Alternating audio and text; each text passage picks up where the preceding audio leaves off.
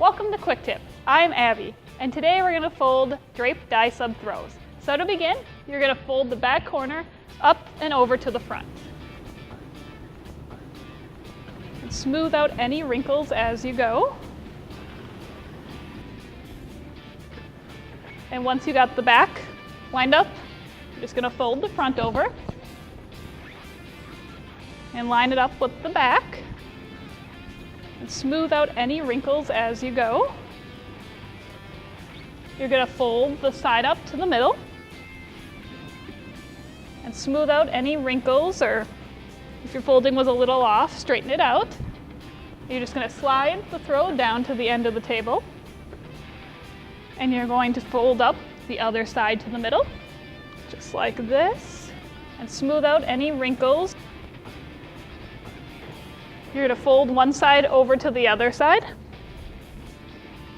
Smooth out any wrinkles. Fold it over again. And then just one more fold.